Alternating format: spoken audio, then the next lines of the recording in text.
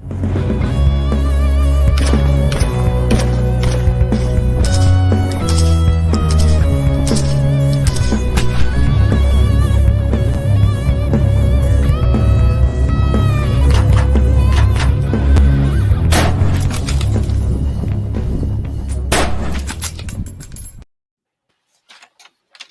Good who was day. that handsome man in that video, hey? Who was that? We should hire him. We should hire that guy. We should. Yeah. Yeah. Hey, Anyway. did you know Mhm. that there are no canaries in the Canary Islands? Really? I knew that Yeah. now. It's the same with the Virgin Islands. Yeah. Yeah, there's no canaries there either. Yeah, I wouldn't expect there to be. Did you know? You know, Chuck Norris recently visited the Virgin Islands. No. They're now just called the Islands. Oh, wonder what happened there. Oh. Sorry, carry on with your intro. Did you know that milk is the fastest liquid on Earth? I did not know that. It's pasteurized before you even see it. Oh, by law, Zing. it's mandated to be that fast. That's right. Did you know? Oh, there's 3 of them. Okay, I did not, probably. Did you know that it's illegal to water your plants in China? I did not know that. Yeah. Apparently it rusts the microphones. That one I didn't get at all. No. Might apply in Russia too. The surveillance state. Aha. Phil obviously got it. I was wondering why I got that notice not to water my plants too. Yeah. From some anonymous source.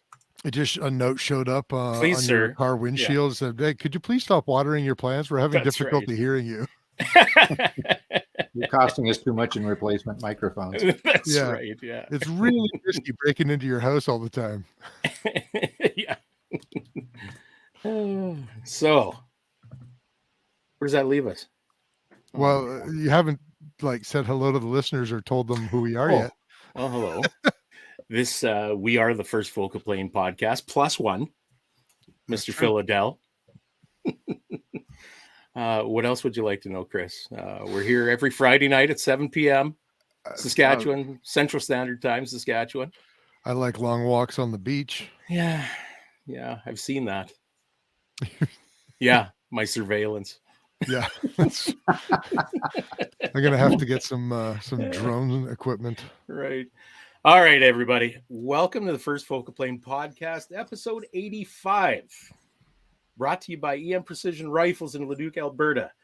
They've got everything you need to compete at the highest level of any long-range precision rifle game of your choice. From a rebarrel to a full-on custom build from scratch, EM Precision guarantees performance. Find them on Facebook, Instagram, and on their website at emprifles.ca. Oh, I should bring up the picture. Are we going to do that later? Well, you can do that anytime. I can do that anytime. Well, you know what? While you're doing that, I can also tell the good folks out there in Radioland about Call Sign 66. They're a veterans-based training organization founded to facilitate multi-generational passage of information, ballistics applications R&D. That's the one. And shooter development. The omnidirectional passage of information is key to the community's success and growth, as our organizational philosophy is such that we all have something to offer. Welcome to the Brotherhood. For more info, go to www.callsign66.ca. You got that picture yet? I do. Let me bring it up here. Tell them what I'm going to be showing them. Well, if Chris and I are on the same wavelength here, on the same page, Chris is going to be showing you the EM Precision rifle for our sticker draw that some fine person out there in Canada Radioland will be winning. Look at that. And that is a black multicam. I can't wait to see that thing in person. It is really impressive. Steve said he was going to get me a better photo, but he must have gotten busy. Steve, he's here too, polishing it. Let's grind him. Yeah, grind him. Grind him. Come on, Steve. We need the photos. Fail. Fail. Anyway, the rifle is way beyond my expectations. I'm a little, when I saw it yesterday, I was a little bit passy, because I can't win it. I really like it. Yep. Yep. Well, c'est la vie. Yep, that's right. Somebody, you know what? If somebody wins it and we're out shooting somewhere near that somebody, maybe you too will have the chance to fondle it and pull the trigger. Maybe. Title of my sex tape. Ooh. Yep. So Steve says he's sorry. Work has buried him in the shop and meetings with the county fighting his range being shut down. Okay, well, that seems like a reasonable excuse. Yes, it is. I know he's been having lots of trouble with that. It's not a good scenario out there. No doubt. Yeah. Dan asked if it would offend us if he won it and he spray painted it. Well, I guess yes. Dan is now out of contention. Yep. And the winner, this is what's going to happen when we draw. And the winner is right. And Roger. The winner is Don somebody. Don. That's right.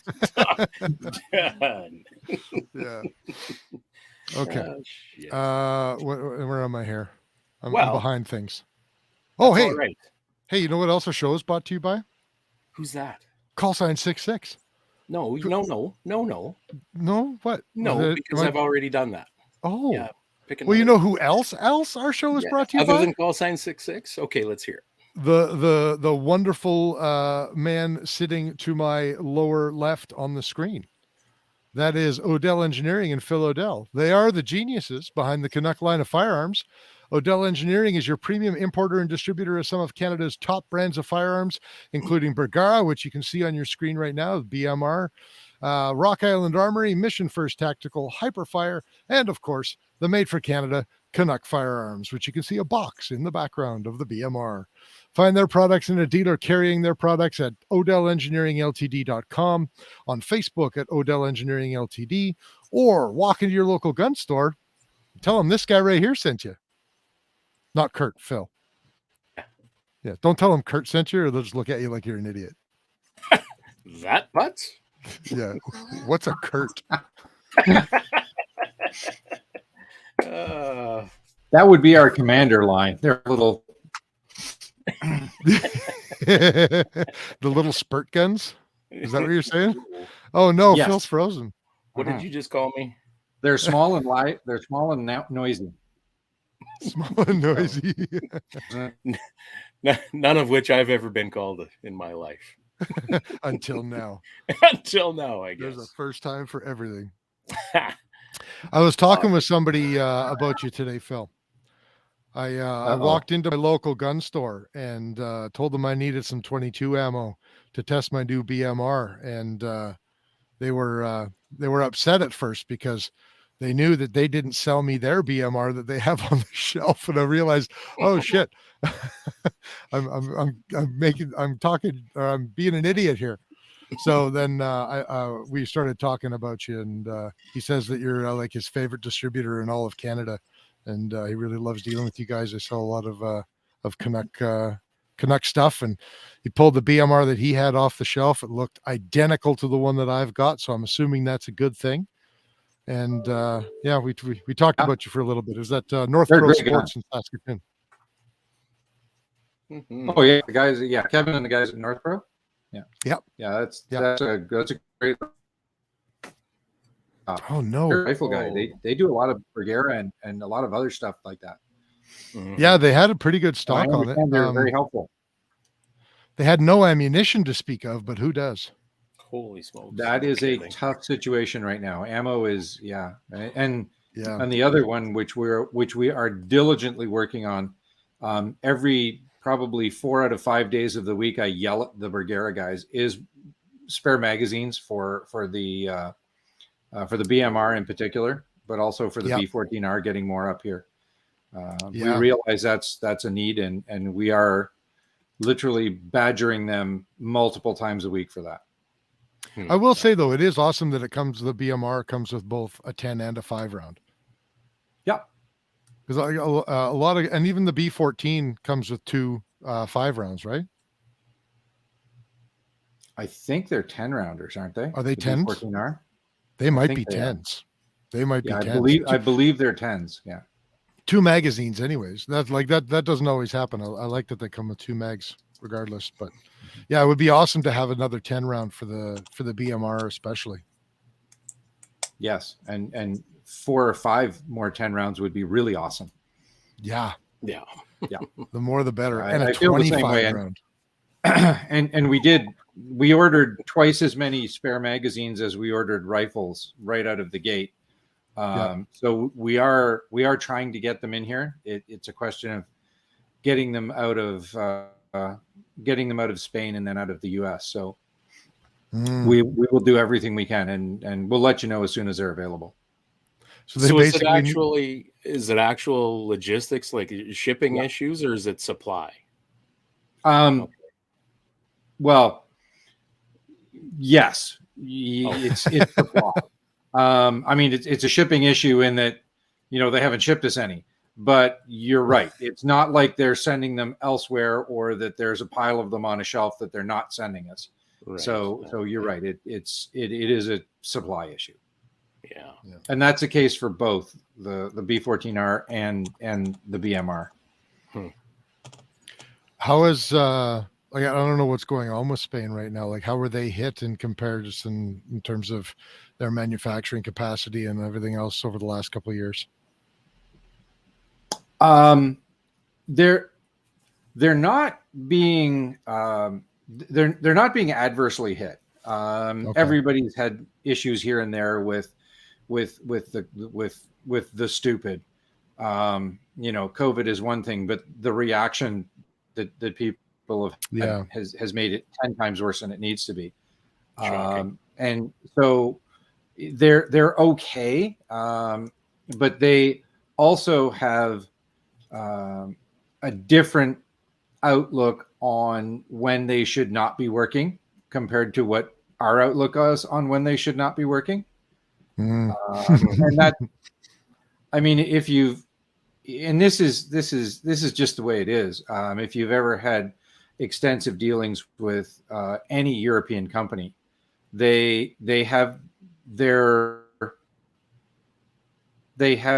priorities, and one of their priorities is their personal time. And that literally takes priority over everything. So when we would want them to be really ramping up production because we have key critical seasons here, manage that probably 3 months. We win just because we don't view the seasons.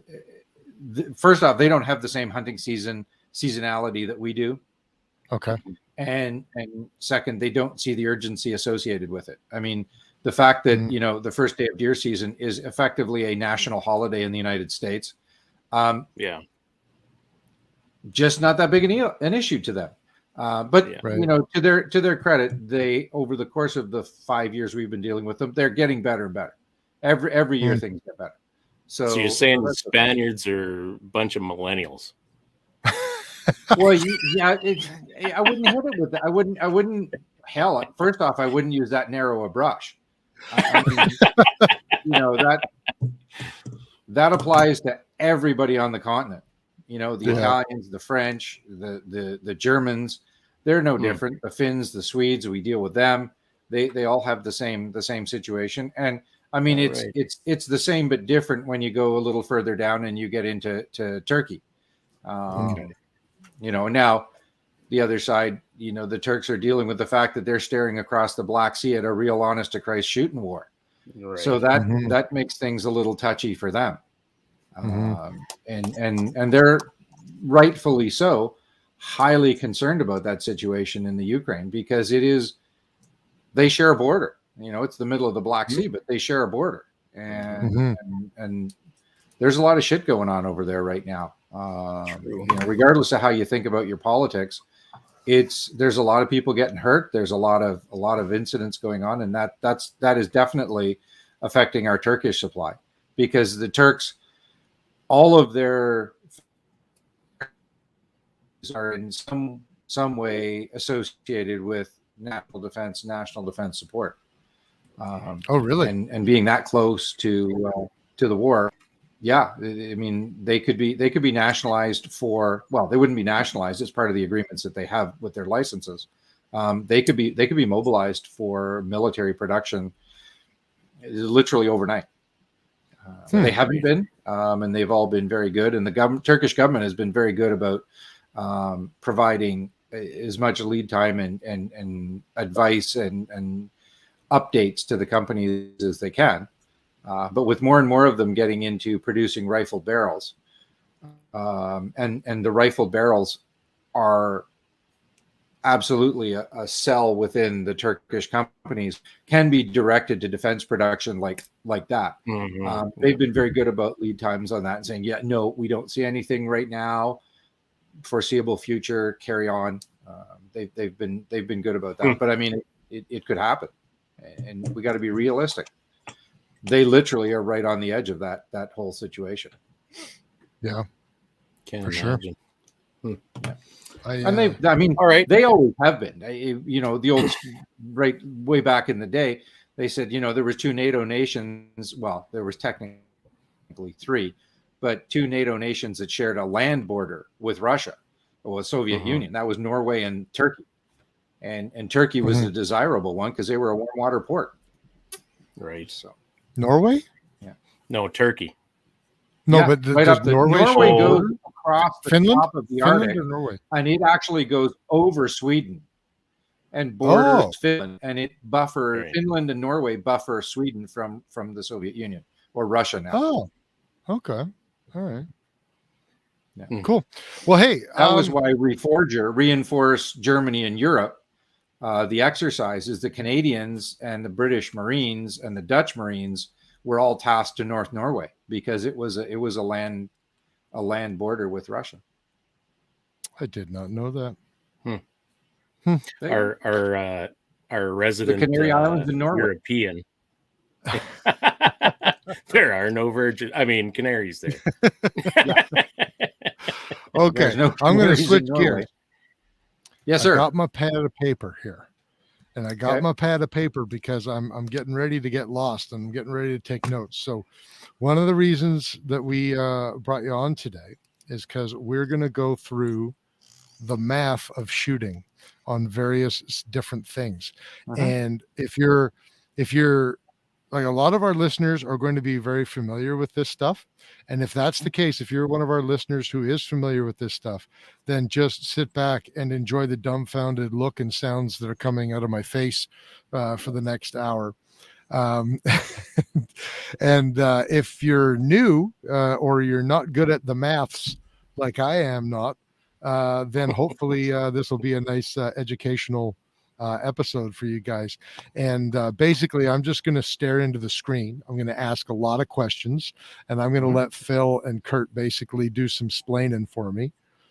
And you're expecting a lot. We're going to be as descriptive as possible for 2 reasons. Number one, we're having a little bit of a blip situation with your internet tonight, so we don't know if we'll be able to see a lot of the formulas you're writing down. So we'll get you to be very descriptive with the audio.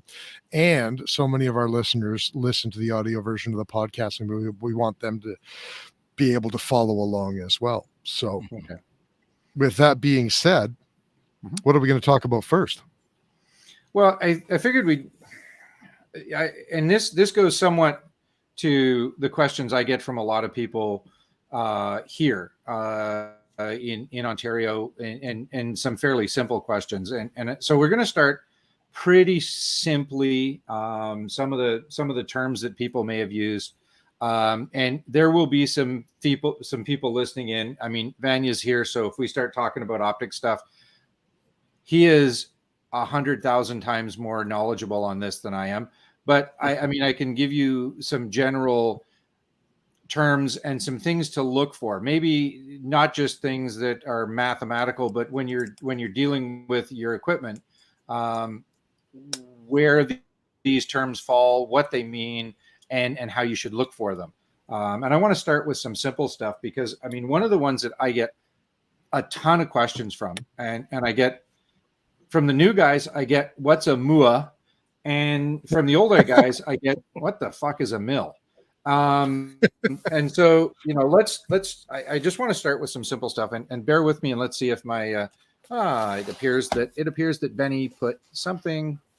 No, that's the one I want. Benny put a camera here so we can actually look at this. And so just simply starting with what's simple, and you know, and we've all been on the range, and somebody said minutes, or you look at something and you see MOA. Can you guys read that? No. Unfortunately, it's a blob right now. Yeah, but that's okay. We'll just be descriptive with it. Okay, well, an MOA, and you'll see them in there, and that's called a minute of angle. And a minute of angle, we all started with protractors back in grade school, and we had, you know, we know what a right angle is, and that's 90 degrees. And 90 degrees breaks down into 90 segments, which are a quarter circle, and then every 1 degree breaks down into 60 minutes. And that's where we get that. Now, the other thing you'll see is it also one minute will break down into 60 seconds. And just like your watch, they will use a single hash mark. So 1 minute is a single hash mark, and that equals 60 seconds, which have 2 hash marks. You'll deal with that. In a minute of angle is a true angular measurement. So and here's my first caveat of the evening: none of my drawings are to scale. So but if this is 1 minute of angle, or 1 MOA, that is an angular measurement. So if this is 100 yards, it's one size. If this is 200 yards, it is exactly twice as big. So 1 minute of angle at 200 yards is exactly twice as big as it is at 100 yards. Fairly simple and straightforward stuff. Where you apply that's close though, right? Because oh, never mind. I'm talking up my ass right now. We'll get into what I'm about to interject with a little later. Okay. Carry on. Sorry. And this carries on ad infinitum. So this is a linear relationship that is the size of a minute of angle is directly proportional to the distance from where you are standing when you start. And that happens to equal 1 minute of angle also happens to equal 1.047 inches at 100 yards. And so that's a convenient number, because the first thing we do is we get rid of that and we just say it's an inch. It's not exactly an inch, and if you want to split hairs, it isn't an inch, but it's close enough. For all intents and purposes, it's an inch at 100 yards. Yeah. Unless you're one of the 4 or 5 people who are a world record bench rest shooter, that 47 thou really doesn't matter. Matters not. No. So that is the way that most people deal with it. And that's why when you see on most of the scopes, they're either half minute of angle and they say that's a half inch, and they generally mathematically click out to be a half inch, or they're a quarter minute of angle, quarter minute. So that's what you get. That's your basics of a minute of angle. And for the metric guys, this is not significantly different to a mil.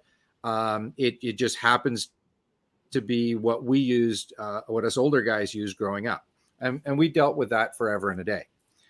So this is great. So far, I'm following all of this. I got the MOA Perfect. Stuff. That's great. Right. Yeah. And then when you get to the next one, which is the new generation, and this is what people are using in when you talk about Horus reticles and this sort of thing. These things are all done in mils, and I'll make this bigger. Yeah. So it's a mil. Equates to a milliradian, or a mil is a 1 in 1,000. And those two things happen to work out because when the French developed metric, they actually worked metric based on this is the North Pole, and this is the equator. And I forget whether it was a millionth or a 10 millionth, but it actually happens to work out to an exact portion of the quarter circle of the Earth's surface. So when you talk about a mil, and you're saying, well, what does that work out to? Well, it happens to work out very nicely to a ratio of 1 to 1,000. So 1 mil at 1,000 meters equals 1 meter. So okay, hold on. Let's do that again. Sorry. Now my brain's getting scrambled because I don't know this shit. Stay with us. Stay with us. So one mil equals 1/1000th of whatever your distance is. Again, we're talking about an angular distance, but it happens to work out so that 1 meter at 1,000 meters is the ratio. Okay. Now, 1,000 meters isn't all that useful.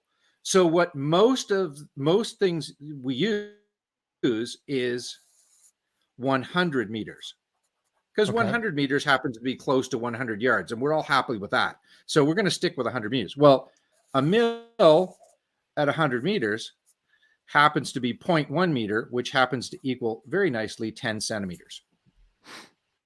So 1 mil at 100 meters is 10 centimeters. Is 10 centimeters. Got it. Right. I'm going to write that down. That's a decameter. And, it's one of those. It's a decameter. Yeah, exactly. With sorry, decimeter. Decimeter. Yes. Sorry. Yeah. Decameter is bigger than a meter. A lot bigger. Sorry. Yeah.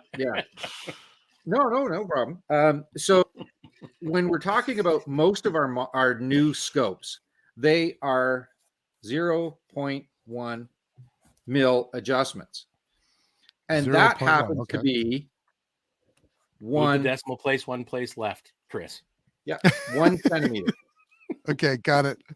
Right. So when you're adjusting your Swiss new Night Force or US Optics or whatever Apex scope you've bought in mils, Apex, your 0.1 mil is 1 centimeter. Now a lot of the finer scopes now, because 1 centimeter is, for round numbers, about 400,000, 0.4 inches. Right. That's 1 centimeter coarser than our quarter-minute scopes. Right. But it's a little finer than our half-minute scopes. So it's in there. It's not that far off. But what a lot of these better scopes are going to, and more precise adjustment scopes are going to, is a 0.05 mil, which translates to 0.5 centimeters, or about 200,000. So it's a slightly finer than a quarter minute of angle, and it's for a lot of things it's pretty close. So when you're trying to figure out where you're getting your mil scope and why things aren't working, a mil is about 4 minutes of angle. A tenth of a mil is a little finer than a half a minute. A 0.05 mil is a little finer than a quarter minute. So they're actually not that far off. And a lot of people have been trying to figure out how the hell to use these things, and do they work, and what's that?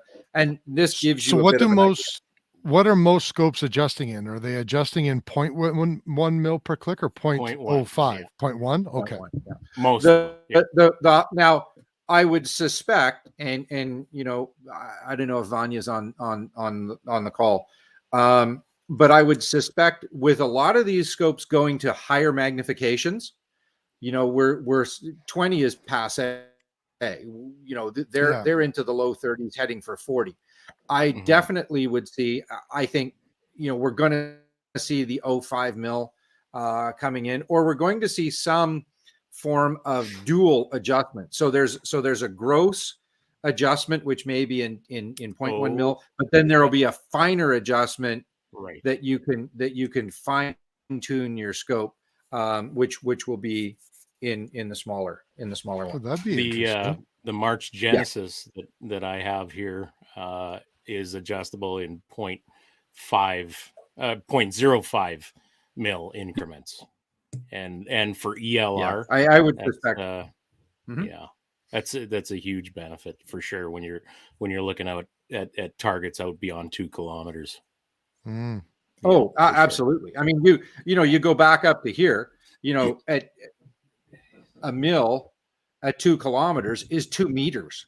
Sure it is. Right? Yeah. It's the size. It's as tall as Chris there. Mm-hmm. Almost. And when you got to get a human that big in order to hit him with your adjustments, there's not a lot of humans that big. So we need a finer adjustment because most of us are smaller. I'm still screwed though. Yeah. So the key takeaway here, Chris, in all of this so far, is that I'm easy to shoot. is hold left edge. Oh, that's all you gotta know. Yeah. Hold left edge. That's always the answer. All right. Hold left edge and duck. We got one in here later on called Coriolis. Yeah, keep that thought in mind. We'll have fun with that one. Yes. Okay. So that's a couple of your basic things. One that is interesting for the optics guys. I don't know how much. Again, if this is something that everybody's is familiar with, then just tell me to move on to the next one.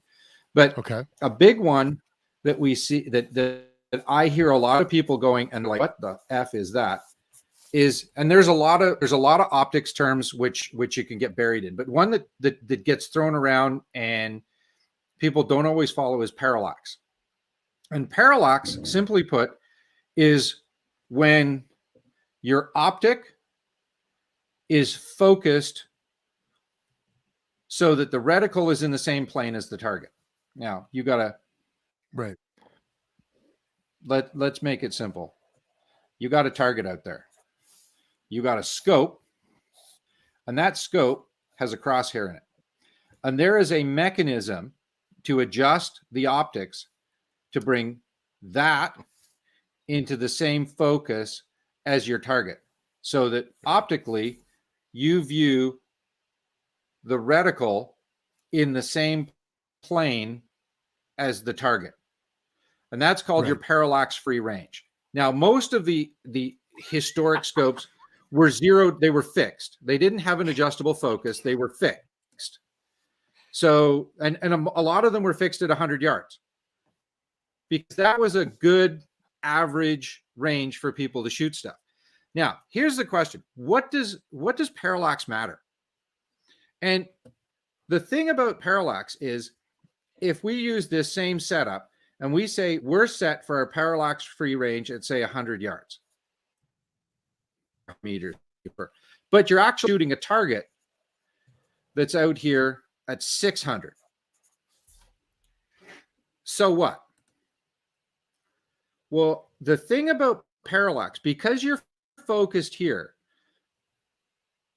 the physical aspect of parallax is set black free and through your scope. So we're now looking through the scope and we have this reticle set in the center of our target. Now, what you want to do is if you come back and you take your Mark 1 eyeball right here and you move your eye left and right behind the scope. Yeah. That point, you don't want to move on the target. But it will, won't it, if I'm moving my eye left and right? Yes, you move your eye physically across the optical path. If you are on the optical path, it doesn't matter. But most of us, if we're in an awkward position, may or may not be exactly on the optical path. Why is parallax? Well, you will see. Oh, we just completely lost you, Phil. I don't know if he can even hear us. I don't know. We heard stupid internet. Yeah. Internet sucks. Yeah, I feel he's completely gone. Yeah. I don't think he's happily talking away though. He can't even hear us. Oh, this was such a great idea for an episode, and it's just like friggin' internet is killing us. Can you hear me now? There Yes, we Hear me go. now? There you Tell me are. when you can hear me. We can hear you Okay, now. Yeah. Okay, now just not to embarrass you guys in the future. I can hear you clear as anything when you can't hear me. Oh, well. Oh, so we should stop. While we were talking Whoa. shit about you. He just left. So, I'll bet you so can't that's hear it. us now, can you, Phil? After what we said about him, he's like out of here. Yeah. Like I shouldn't have made that comment about his face. Right. Okay, we got Phil back. Am I back? Yeah, Hey, you're back and now. for the moment at least, you're relatively clear. Nope, there it goes. Nope, You're screwed. there, yeah, it's gone. Jesus, I can hear you guys clear as anything. Oh, Wow. that's so weird. It must be your upload. Your upload sucks. Somebody's hijacked your internet. No kidding. Tell Can you hear Ben me to quit now? downloading all those things that Yeah. he shouldn't be downloading. Take a moment, take a walk outside to your neighbors. Yeah, we can hear you now. Well, yeah, You're sorta. frozen now. Yeah. Okay. Wiggle your pen. Wiggle your So tell me when we're unfrozen, because I'm going to just keep moving my hand around here.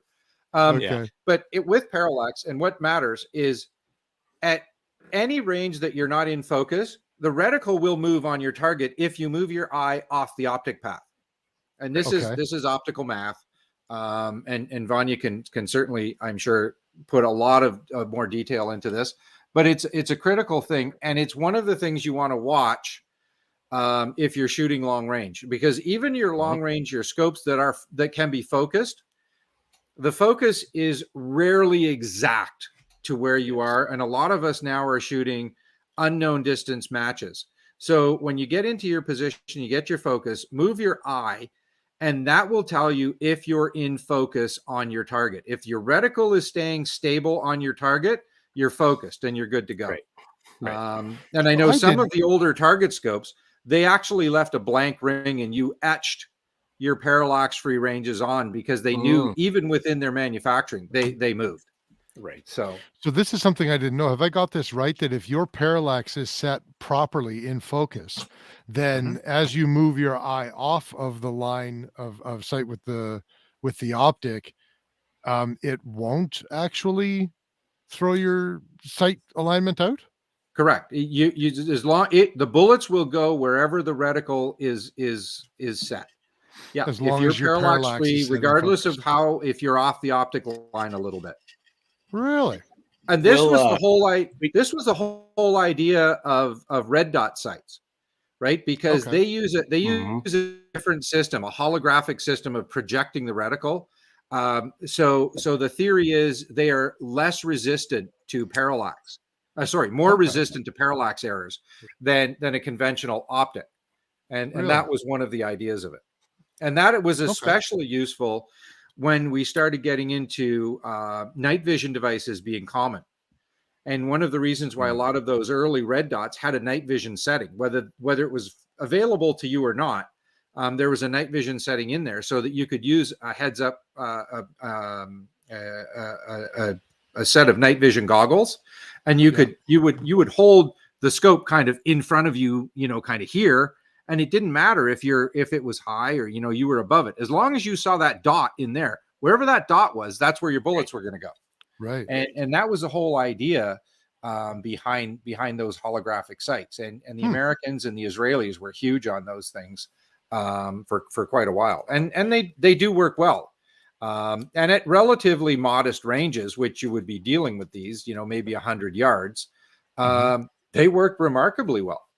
So that was a cool thing. Now, before we move on, I don't want to jinx this, but for about the last minute, your screen has been perfectly clear. Yeah, do it. Okay. Keep doing what you're doing. Yeah, whatever you're doing. Yeah, keep whipping the mouse in that wheel and keep that internet going. Roger that. Well, I just told my kid, no, she cannot play phone games. She's like, "Whoa, does that count?" Yes, that counts. I hate you. I think we just hit the nail on the head there. Yeah, she's hated me for a long time for dumb stuff like this. Oh, it's okay. When she needs money, you'll be the best person on earth again. That's right. Yeah. For the moment. Yeah. Okay. All right. What are we going to talk about next?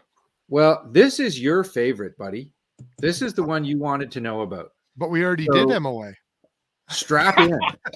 Oh no. Buckle up. Uh-oh. Okay. He's drawing on a piece of paper. Not your girlfriend from high school. Coriolis? I haven't Yeah. seen her in decades. Yes. What is Coriolis? I have Well, no clue. Coriolis was actually an exceptionally brilliant guy from a couple hundred years ago. And he is the one who developed the theories that relate to projectiles movement across the surface of a rotating object. Mass, yes. And in our case, we're talking about the Earth. And we're going to probably need a couple of things. But the first thing, Coriolis as an acceleration, if we have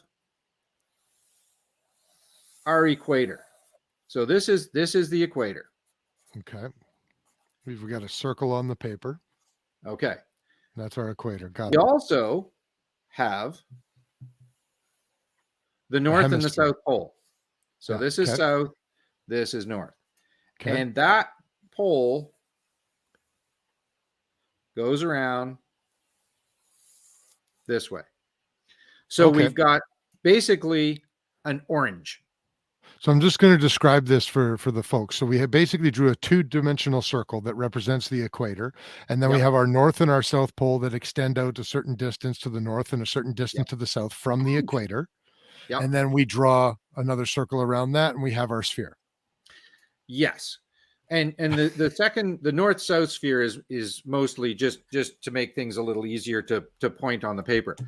But what you're talking about, and the biggest concept with Coriolis, and this is really hard to get, is in 24 hours, if you are living on the equator, Mm-hmm.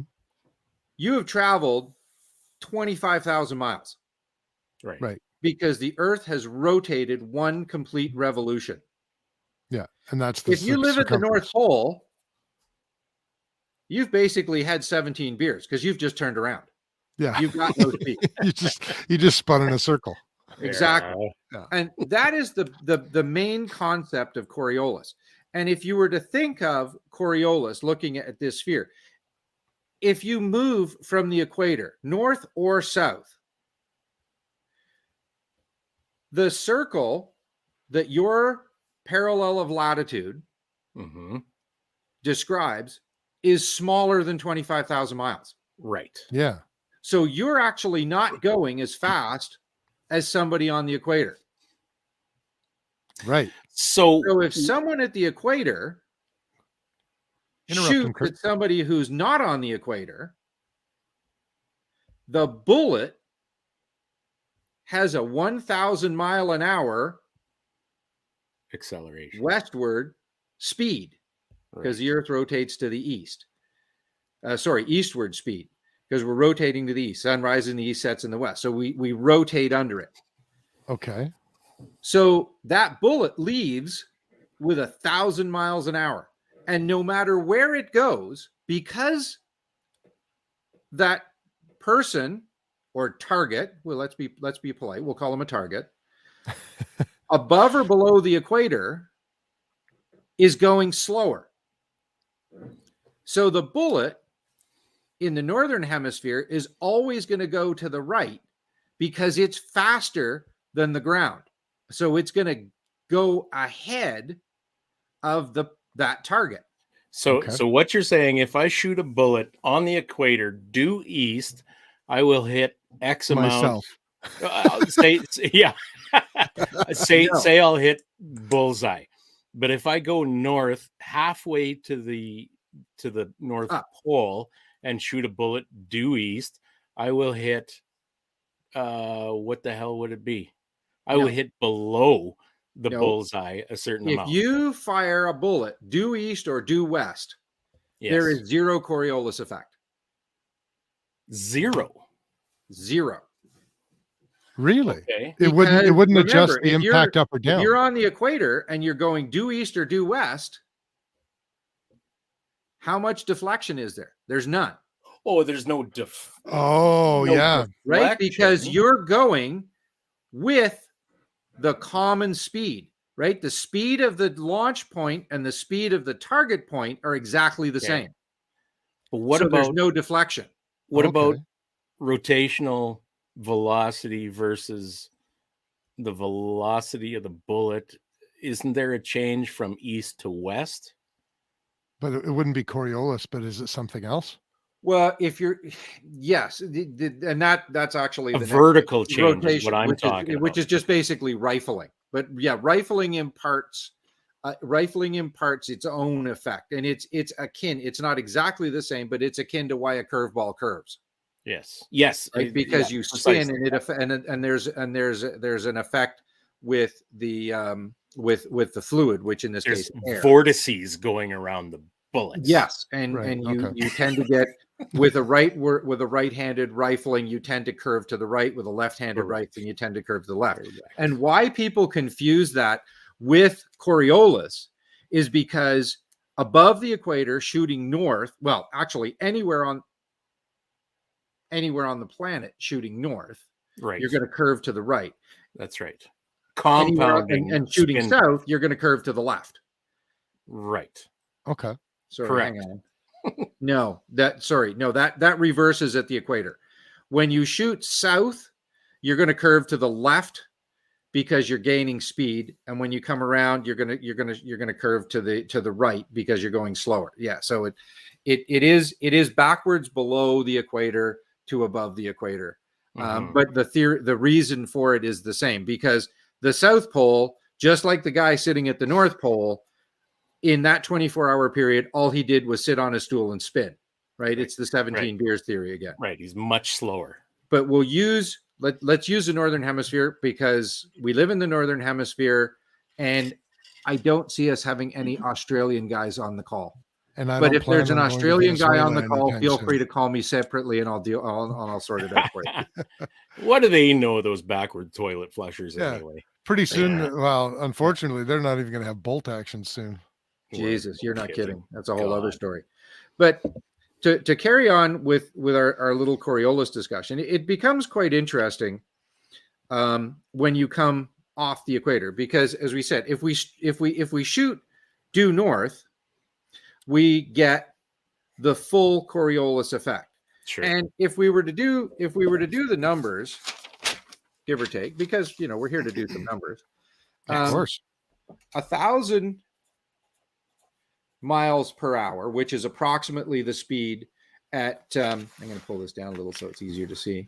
1,000 miles an hour, which is our speed at the equator, divided by 60 is about 100 and is about what, 70. What's 1,000? Get rid of that because we're dividing it by 60 by 6 is about 170 miles per minute. And divide that by 60. So these are the reasons I have a German. We have about 3 miles per second is our speed. So we're doing about 3 miles per second, which, if you convert that in feet, that's about what's that? 5,000 feet. So 15,000. Okay. We're sitting here.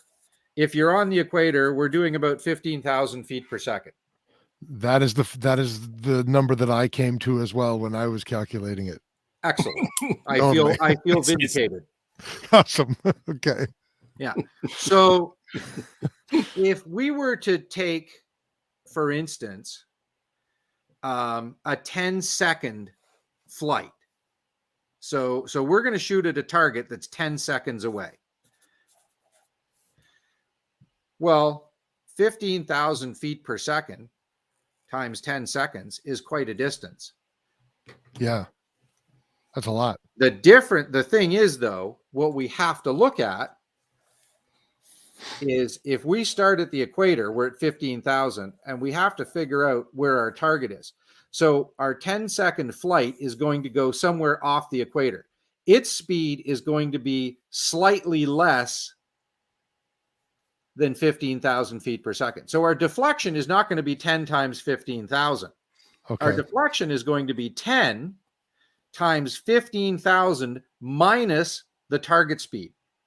Minus the target speed. Okay. Right. Okay. Now, here's where our math comes in. This is a sinusoidal relationship. And we all remembered sine, theta, Yeah. where that's theta. Sine is an interesting function because at the sine of 0 is 1, so it's a full value. The sine of 90 degrees is 0, which says at 90 degrees, you got no velocity. So it passes the sniff test. Full velocity at the equator, no velocity at the North Pole. So we would have to calculate what our new distance is based on the latitude. And latitude has parallels. Sure. Right? Yeah. Latitude. Okay. The last 3 minutes has broken my brain until you said latitude has parallels. I understood that. Just go with it. Parallels of latitude. Longitude doesn't have an A in it. So there's no parallels in longitude. Latitude There's no parallels in longitude. Yeah. Okay. Yeah, that makes sense. Yeah. So I knew that from geography class. Right. And very close to the equator, those signs are actually pretty close to each other. So you're going to end up with relatively small differences in your velocity, because if we were to take, and I don't have it with me, but if we used an extreme case, because I know this one, at 45 degrees, the 45 degrees is 0.707. So it would be 0.7 times 15,000. So it's about 10,000 feet per second at 45 degrees. Just for round numbers. That's from shooting from the equator basically to Saskatoon. Right. Okay. Because you're a little above 45. Mm-hmm. You're like 52, but you're pretty close. Yeah. It's actually pretty close to us. Here, we're in Southern Ontario. We're about 44 degrees. So even shooting halfway, the actual Coriolis allowance is only a third of the peak speed. And remember, you're shooting 12,000 miles. Sorry, a quarter of that, 6,000 miles. Okay. So it's a big shot. The thing is, though, even with relatively small distances in a 10-second time of flight, if you were to take a sine and you went 1 degree or even a half a degree, and your number is 0.995, you can still see 0.995 times 15,000 is going to be 1020 feet per second. Now, if you're actually trying to hit a precise target and you've got a delta Coriolis velocity of 10 feet per second times a 10-second flight time, you've got 100-foot allowance you have to make due strictly to the rotation of the planet. This is still what distance is that? This is still artillery. We're not talking small arms. We're talking artillery. We're talking big guns here. And what distance is that calculation at? 10-second flight time. 10-second flight time. Like several kilometers. Whatever distance you'd be talking 10K. Yeah. Okay. 10 kilometers. Okay. So you're definitely in the discussion of artillery here. We're talking even howitzers. If you were to get back to a 3 or 4 second flight time with some of our 3 and 4 kilometer shots that they're taking now, you could still, if you're going straight north and south, get 10, 20 feet of deflection due to Coriolis effect. Huh. And there's probably a bunch of military guys out there going, you don't know what you're talking about. Witt's nowhere near that big. Correct. As you move further away from the equator, the effect diminishes. Decreases. Yeah. Right. Okay. And we're on what, Secondly, like the 57th parallel in Saskatoon? Something like that? Secondly, on top of this effect you get moving away from the equator, there's a second effect.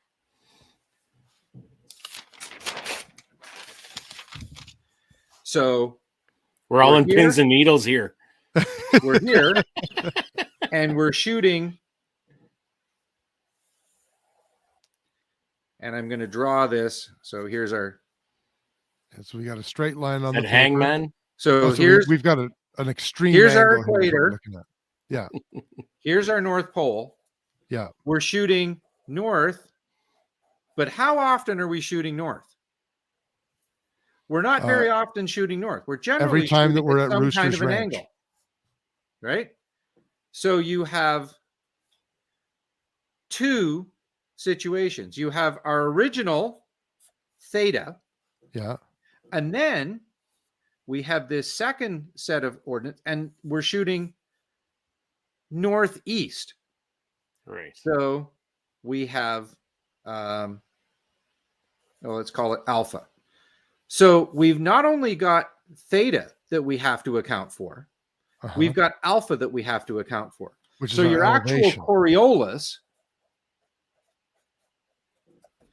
is your velocity, your original V at the equator, times the sine of theta times the sine of alpha here. Oh my God. So you actually have two, and these numbers can never be greater than 1. So they always reduce. Okay. Right? Solve this one, folks, and you're walking on the moon tomorrow. Yeah. Yeah. Where's my Texas Instruments calculator from 1996? Actually, somebody's about to write in and go, I put alpha in the wrong place, and they're correct. Alpha is actually there. Alpha is your deflection off of north. So is that representing, like, from our perspective as we're shooting, that's representing our elevation? No, that's representing your compass heading. Oh, okay. I got you. Okay. Right? Okay. So this theta represents latitude. Okay. Alpha represents compass. Okay. You have very nice handwriting, by the way. I'm rather surprised after dinner and a couple of beers, it's legible, but that's okay. I'm good with this.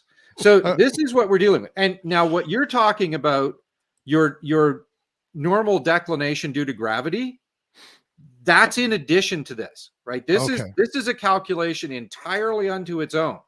Yeah. Then on top of that, of course, we have to put standard elevation and standard windage, right? So you still have range to target and weather. So all of this comes in, and this Coriolis lays on top of the stuff that we've all grown up dealing with. Don't you also have to factor in, especially according to those distances that we're talking about here, spin drift as well? Yes, 100%. And I'm starting to understand. That's a whole lot. That is, and you're exactly correct. But that depends, because if you're dealing with rifled projectiles, yes. Yeah. If you're dealing with fin stabilized projectiles, no. So if you're talking about missiles or long rod penetrators, fin stabilized, no, you don't have a spin effect. Okay. But for everybody on this program, and we're launching bullets, yes. Yes, you would add in at long range 100% spin drift. So I'm starting to understand why people invest so much into their calculators. Yeah. Well, you would not easily, like I've done this manually just because at the time we were using slide rules. So you had to figure it out manually. Okay. Yeah. And dirt was new. So Rooster, it was shortly after the invention of the abacus. So you had to work with what you had. That's right. Yeah. We were right there around about when the wheel came about. So because what's tricky and why you want a calculator is many of these things are actually what they call series. They're not an absolute function. It's not like you plug it in, like you can for elevation and go, I'm 4 miles away. Okay, I know gravity is this. Boom, I need this much elevation. Right. When you're talking about sine functions, they're a lot of times they're what they call a series, which is why you want a calculator, because to do these things it's not fun math. Even for people who like math, it's not fun. But it looks so fun. But you had me. You had me until then. Yeah. Well, and I mean, we fortunately have sign functions on our calculator, so we can get a lot of these numbers really, really easily. And we can do a lot of this, and a lot of these funky ballistics computers do all this for you. Thank and God. they'll measure. I mean, hell, they'll get lead. They'll do everything, right? I mean, there's damn near everything except a Coke machine on the side of those things to give you, either Coca-Cola or cocaine, whichever you prefer. Because some days you need both. But yeah, so when you're talking about Coriolis, it would be, it's really kind of the PhD in how to hit something at long range. Because elevation and windage, we all pretty much catch on to pretty quickly. Spin drift is the next one. And I know when I was shooting target rifle, and we would shoot 7.62 or 308, 150 grain bullets out to 1,000 meters. The spin drift at 1,000 meters was a little over a minute of angle. Now, sorry, just a sec. When we're talking about spin drift, we're talking about the effect that the rifling has on the bullet and how it causes it to veer one direction or the other. Right. Yeah. Okay. Spin drift. Low pressure underneath the bullet, high pressure over top of it. Right. Just like a football. There you go. Yes, or like a baseball. It's not exactly because you're talking about a longitudinal. You're not talking about something that's got a 4.5 motion. Right. Oh, I got right. You. You're talking about something which is strictly rotating away from you. I mean, if your bullet's doing this, you got bigger problems. Gotcha. Ryan Christie is calling you a liar, by the way. He says 308 doesn't reach 1,000 meters. It hits a magic wall at 800. How dare you? Good for him. Come on out. We'll show him how to shoot. That's the kindest fuck off I've ever heard. Yeah. And yes, Ryan is also right. There is a vertical element to Coriolis, but I didn't really think you guys wanted to get completely into. Oh yeah, no, my brain's already broken. Well, that's kind of what I was implying in the first place when I talked about that. Yeah, the basic for Coriolis and what it and where you'll see the guys that are really long range talking about it. This is the grade 3 version of Coriolis. So everybody gets an understanding, and away we go. Well, so let's say the grade 8 version of Coriolis. Okay. Everybody kind of gets an idea. Version. There's a lot more. There is more details to it, and he's correct, and that's why we said at the beginning we're not gonna try and blow everybody's brain, and we also want to still have some fun. Having cerebrospinal fluid leak out of my ears on air is not a good thing. No, and you've only got so much scotch. That's right. Well, I have no scotch, but I only have so much rum. Oh God, rum. But Oh, we have a pirate with it. Tonight I am a motherfucking pirate. It's Cruzan single barrel. Nice. Yeah. Somewhere I've got some Siboney from down south that I brought back a while ago, and that's quite tasty too. I love the Caribbean rums. I'm gonna have to go there someday. I've never been to the Caribbean. Yeah, and the spin drift is it works. If you have right hand twist rifling, you'll go to the right. So, like I said, what we used to find with a 308 was we would literally set. Now we're talking iron sights. So again, we're back when dirt was new and wheels were just getting figured out. We would literally set the iron sight up so that it was about 1 minute off. So as we climbed up, that spin drift, and it would start to have an effect. I mean, you could see it even as close as 300 meters. You could see it. You could see it happening. Yeah. Okay. Yeah.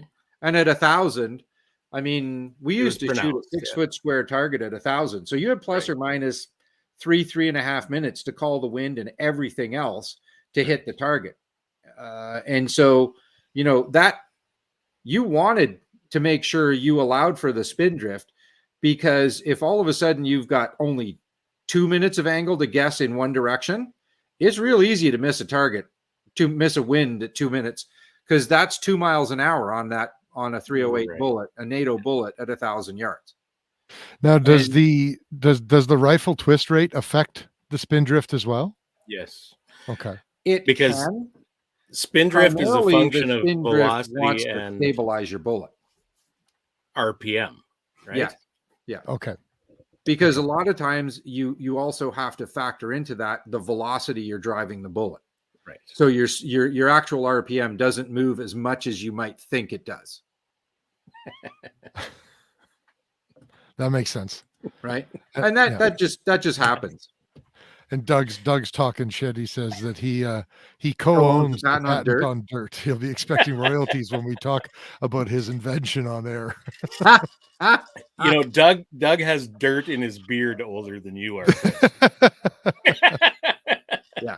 So and if you have an old Remington, they rifled them left-handed. It would spin drift was around 1 minute at 1,000, not 1 inch. Okay, so I've got a query for you. Mm-hmm. Now, rifling direction, Yeah. rotation, can it counteract Coriolis? And Yes. to what degree? Exactly the same degree we're just talking about. Excellent. And you're right. If you had, because again, the original discussion we had was based on no allowance for spin drift. Spin drift is yet another item that you lay on your correction when you're starting to get to extreme ranges, and assuming you're using a spin stabilized projectile. Right. So yes, if you were to shoot north with a left hand spun projectile, right, it would counter the Coriolis effect to a degree. To a degree, right. And depending on where you are and how far you're going and how much you're stabilized, I'd have to do the math on it, but it may more than compensate for it. It may completely neutralize it. But okay, again, I have to check on that. Here's one more thing. Mm-hmm. Altitude effect on the amount of spin drift imparted, right? Yeah. No, because right? what we need is yet another variable here.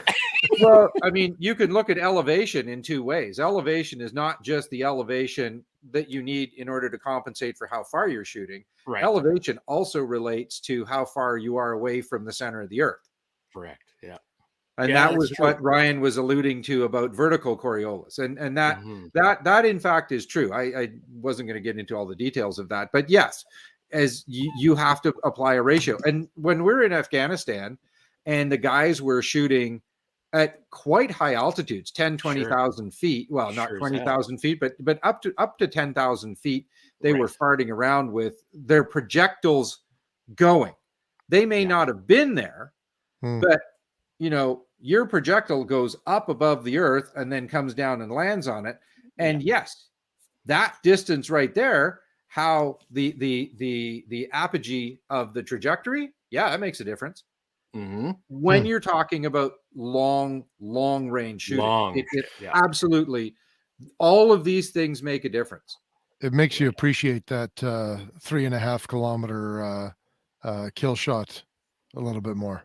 No oh yeah, and it makes you appreciate the fact that even these guys managing to make some of these hits in the 1, 2, 3 rounds, and then they're on. I mean, they had to be. If they weren't on, they were at least pretty freaking close. With their first one, and it's quite close enough to make an accurate correction. Yeah, it speaks volumes. Yeah. And Doug's talking about altitude and temperature. Well, barometric pressure also makes probably a bigger difference because the air density. But yes, all of these little details come into it, and in every case, I mean, I will tell you, I do not want to calculate these things. There are guys who have calculated these out, and they've done a great job on it, and that makes our life a whole lot easier. But the variables change with such little variation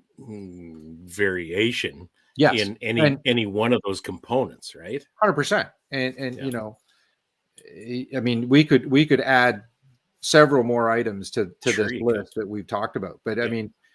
You at least, I believe, should have an idea of what Coriolis is and where it comes from, and then you can get it. You have an idea of how complicated it actually is to really apply it. Right. So practically everybody speaking, tip your hat to Brian Litz. Yeah. I'm not wearing one. Well, Applied ballistics and all that kind of now, stuff. Now, the biggest thing Brian actually did was not that. He got into the next fun thing, which is CD, and it ain't we're not talking music here. We're not talking about chronic disease.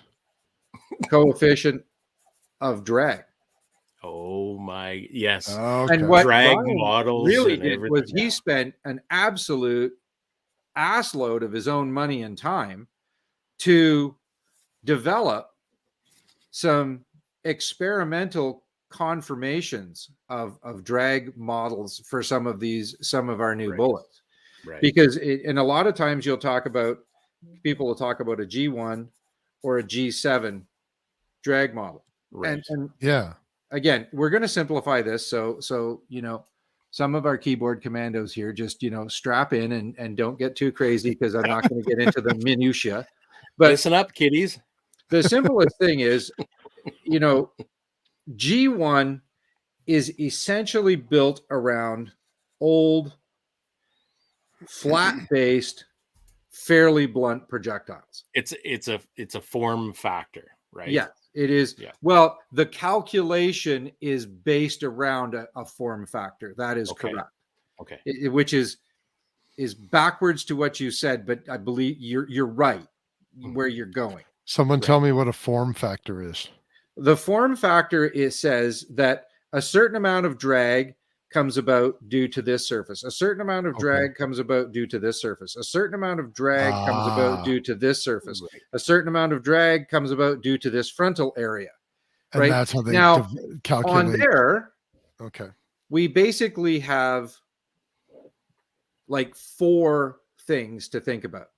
Right. Now, in a G7, where you're talking about, I'm going to make this bigger, Spitzer pointed, right, VLD type projectiles, which may or may not have a simple nose. Now sometimes you'll have different curves here, and because of the nature, you will have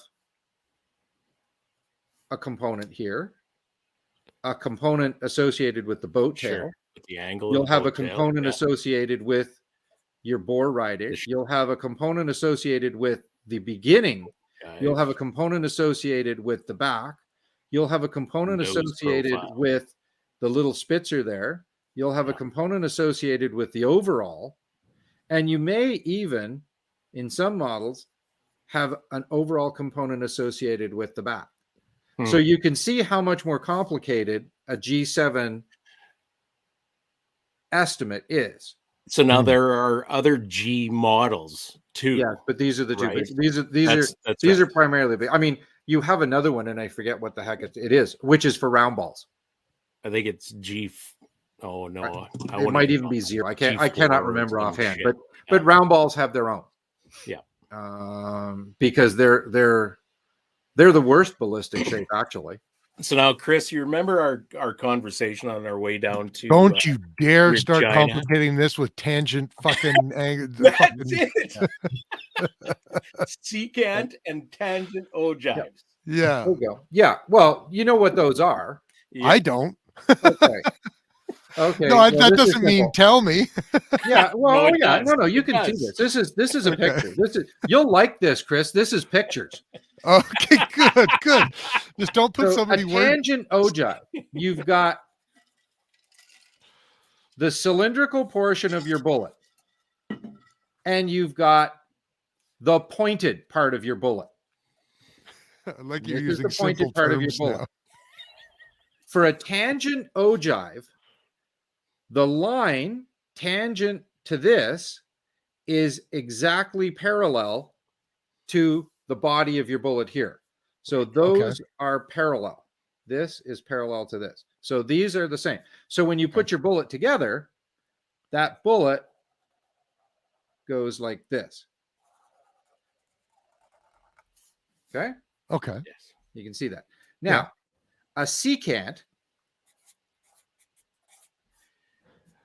is slightly different. You have your cylindrical portion and your pointed portion, and I'm gonna exaggerate this, looks like this. So the tangent line there is not parallel to the axis of the bullet. So when you put it together, your bullet looks like that. What do you mean, okay, Chris? I explained. Well, he exactly explained it so much better than you did. No bullshit. You just weren't listening to me. You know what the difference was? That's, you know that's the whole thing about the portions of a circle that I tried to describe to you. Here's the difference. I'm out of here. Here's the difference, Rooster. He used pictures. Oh, that's right. I didn't use pictures. Son of a... and you don't want to use pictures when Chris is driving because it really gets bad. No, I can drive and look at pictures. That's easy. And well, I mean, what your most extreme case of this is a spire point. Okay. Right. It's not technically a secant. It because it's a discontinuity. A secant does still have a curve, but that would be the most extreme. Where you'll most see this is a secant ogive is in your well, you won't read that in your SS 109. Okay. So your new NATO bullet, your SS 109. Is a secant ogive.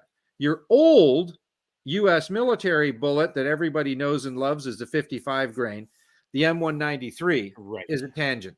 So if you have handy a new C77, SS109, M855, any one of those rounds, and you've got an old M193 and you look at them, you'll physically see where the bullet starts to become pointed. There's a discontinuity, right? There's an actual angle there. Yes. And then it curves, like, so it's kind of shaped like that. Okay. Right.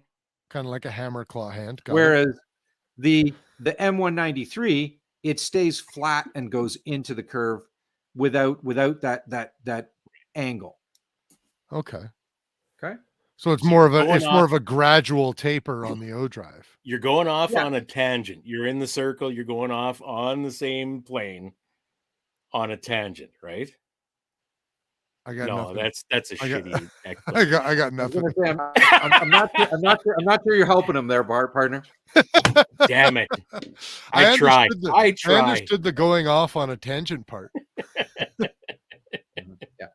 So the biggest thing, and really, unless you're freaking Quigley with his sharps, for everything that our guys are realistically doing, the G7 or Brian's numbers, which are started with a G7 calculation and went so much further with experimental data, because one of the hard things about these bloody things is you can calculate to the eyes till your eyes fall out, and you're still not going to be necessarily exact, because so many things get into these and they become very velocity dependent. That's the other thing. The actual value for these, it varies with velocity. Like if you go into the more recent Sierra manuals, they will publish up to 4 different drag ballistic coefficients for one bullet. Yeah. And it's all velocity dependent.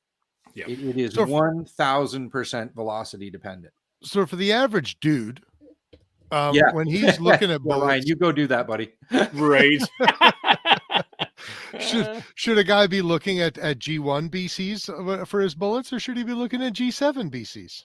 Well, if you're shooting black powder, right? Like I'm not. This is a mini bullet, and there's guys who like to shoot black powder back to 1,000 yards. Well, there's your girl right there. Okay. You know, because most of the black powder bullets, and depending, I mean, in the areas where I've worked with guys that were shooting long range black powder, they also were restricted to what they could do with their projectiles. They were not shooting. I mean, they weren't shooting Match Kings with black powder. No. Okay, yeah. So Spudman has a question here. Yes, and he's exactly correct. When a bullet leaves the 100% barrel, does the bullet BC change slightly due to the lands engraving the bullet? 100%. It does, but to a very limited degree, right? Not that limited. Oh, is that right? When you're talking about the level of precision that we're talking about, Sure. and with Brian's, yes, you can, if you've got 4-groove versus 6-groove rifling, depending, it's the precision of everything is getting to the point now that yes, you're starting to see those ridiculous levels of things make a difference. So effectively, you're engraving fins onto that bullet. Is that what you're saying? In effect, well, you're actually engraving brakes on it. They're like air brakes, right? Because you're rotating and you've got 4, 5, 6 flats that are coming around. Now you're in a very, very, very turbulent flow, but it still acts like a bit of a brake. So your rotational speed is not quite as fast as your forward momentum or forward speed. Is that kind of why? No, your rotational velocity of the surface is actually quite a bit higher than your forward. That's velocity. what I would say too, because we're talking like 53,000 RPM or 80,000 RPM, aren't we? Yeah. Okay, so that's got to be far greater than the forward speed. I'm just wondering where the brake component kind of comes in, I suppose. Well, you're in a very turbulent flow, so right. It's not like sticking your hand down in water flat and you get such a huge resistance. Sure. because you're largely you're close, you're near laminar flow, so it's there. Right. At this, there is resistance, right? There's skin drag. Sure. Even at turbulent flow. It's just less. It's, if you think of how if you use your anti-lock brakes and you slow down by keeping your tires rotating, you keep a grip. Yeah. Yep. That's like a laminar flow. If you jam on the brakes and you start to skid, you'll actually go further because the surfaces are skidding over one another. They're not engaging. And it's a very similar. I mean, this is a coarse example, and my physics prof would probably kill me. But for all intents and purposes, it pretty much actually applies. That your physics prof probably doesn't care anymore. Well, I'd have to agree with you because all the ones I can remember are dead. But I did not kill any of them. I did not kill any of them. But yeah, that is a true statement, Rooster. You got a different set of drag due to the fact that it's extremely turbulent flow. Right. Okay. I caught about 243 versus 242. Yeah, let's ask that question. So Ryan Christie says, what about a bore of say 243 versus 242 and 4G FB 5G? I don't know if that's I'm guessing that's not short term like texting language. What you'll have to translate that for me. You'll have to translate it for me. Oh, I haven't got a freaking clue. Ryan, you're gonna have to translate that for us, buddy.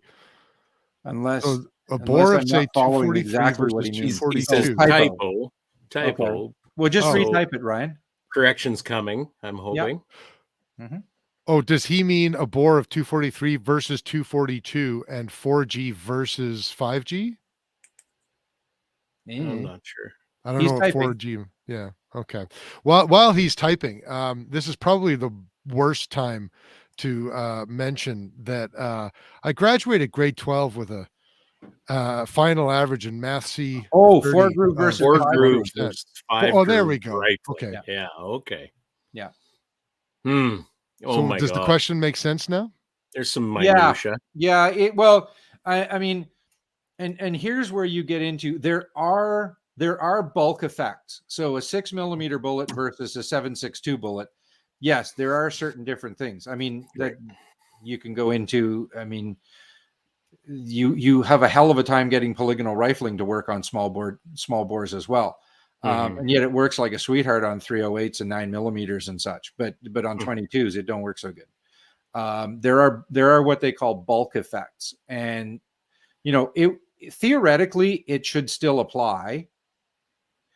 I have never done that much with 6mm bullets. Most all of my experience is with 30 caliber and 22 caliber because of my time with the C1 and the C7, and because the government was giving us ass loads of money to explore those, so that helped. But yeah, in theory, from the math, yes, it 100%, it would still make a slight difference. It just as you physically become smaller and you become nearer, those effects at the ranges we're talking about that we're reasonably dealing with. Right. I mean, we're not, I guess now we're shooting 6 mils out to 1,000 and 1,200.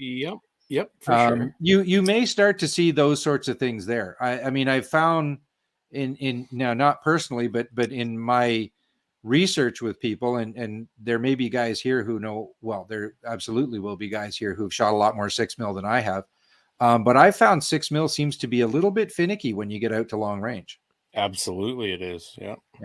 Yeah. Most of the guys I've talked to have found 6.5 was easier to get good at. Though when you got a 6 that worked good, it could work friggin' good. Yeah. So I think there's a lot of that depends on, like, there's the combination between twist rate and velocity that right, you get into a sweet spot that makes that work all the way out to 1,200-1,300 meters, whatever, right? Yes. Now there's that kind of, I was going to say age old, but it's not age old. It's fairly new within the last several years sort of thing, this debate about twist rates. So twist rates, a tighter twist, theoretically at the very least, tells you that there's more resistance in that rifling. You'll experience reduced velocity with a tighter twist. However, the rotational stability that you experience from that tighter twist may result in better results down range. Would you end up with less further down range, or would the bullet just undergo more shearing force? Well, there's that makes sense. What you're going to see it, and this is a yes and no based on what your goal is. Right. And this is, if you remember Vietnam, well, you guys probably don't, but of course I do. The original M16 went to Vietnam with a 1 in 14 twist barrel, and it worked like a house on fire. Sure. It flattened people because the bullet was barely stable, and your most accurate bullet is the one that is barely stable.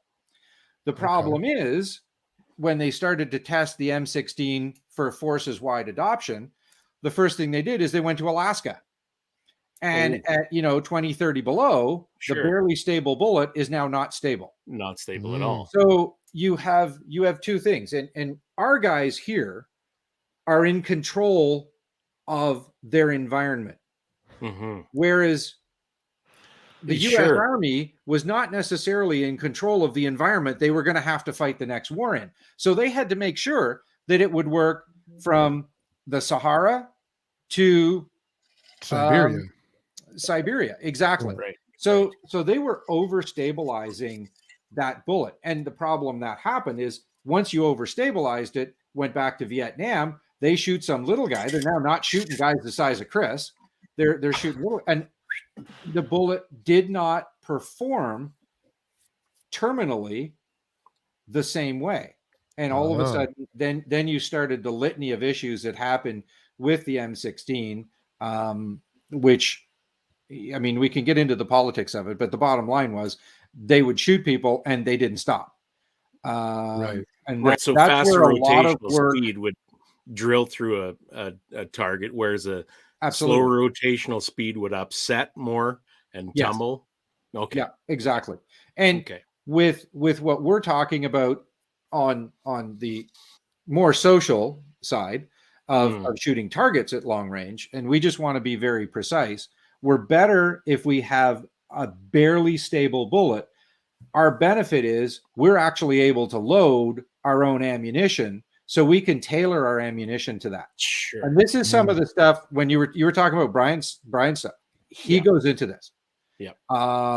And yes, it all matters. And again, when you're talking, with your 30-30 and you want minute a whitetail, that's one thing. When you guys are shooting, what are they, 6-8 inch plates at 1,400 meters? King of 2 miles, the egg shoot. Fuck. Yeah, sorry. Yeah. No, none of that stuff works. You got to go. I mean, now we pull out all this shit and you're going through all of it because whether you know it or not, because it all matters. Practically speaking, you're addressing all of those factors in order to be successful at that range. So what's your stance on over stabilizing? Like we've heard that before. Hey, what's your goal? I mean, if it's a military firearm, you're going to have to be because you can't set your battlefield. Right. If you're looking at a target rifle, I probably would go a little bit, but I want to stay as close to that accurate point as I can. But you're looking for frankly, barely if I'm a stable. bench rest guy, I'm figuring out my load with my sighters. Yes. To get just the right amount of stability to get the best accuracy. So you want to impart just enough, not anything more spin related. No. The only thing you want to be is basically like a standard deviation safe in your velocity, so that you don't get that one bullet in your record group that's not stable. Yeah, I gotcha. Mm-hmm. That's a fine friggin' line. It is, but when these guys are shooting, I mean, what the hell is? I mean, the 100-yard 5-shot bench rest now is like 8 thou or something stupid like that. I mean, it's insane. The paper tears more than that. Yeah, no kidding. I mean, as soon as they started getting into the moving backers to prove that you actually had fired 5 or 10 rounds, right? I mean, now you're starting to get pretty damn serious, and these guys are good. Like they're good. Oh, they're incredible. And now they're doing this at 1,000 yards. A buddy of mine who, nice guy, really good shooter. I mean, he was always an excellent shooter. Well, he's shooting bench rest down in Florida. And they like to shoot 600 yards. Right. Well, he poked up a group and he said, "Yeah, I did real good. I was on the weekend. 1.25 inches, 10 rounds, 600 yards." Right. Isn't the world record now 1,000-yard bench rest? Isn't it now 1 3/4 inches? It's under 2 inches. Yeah. Yeah. It's incredible. It's incredible. Fucking believable. Over 10 rounds. Yeah. And I mean, the fact that you can get a consistent weather condition to launch 10 rounds, I mean, it's something else. No kidding, yeah. I would be highly impressed if dude got 2 inches of elevation. Never mind factoring windage in as well. Amen. They're incredible. Like some of the shooting is just phenomenal. I love that stuff. I agree 100%. Yeah. It's kind of why, not to, it's not a blatant advertisement, but it kind of is. But you can also factor in some other guys. Ruger early in the 70s, they were experimenting with 45-degree action screws. So there was a single action screw. That's right. Yeah. That was one of the things that I had on my bench. Steel, inserting a piece of surface plate and grinding your receiver flat. And so there was no bedding per se. You actually would put the action in on a piece of steel, so you were more consistent. Right. Right. Well, what do we have now? We have all of these mini chassis, which is steel on with steel, the V blocks and all that kind of stuff. Absolutely. You Yep.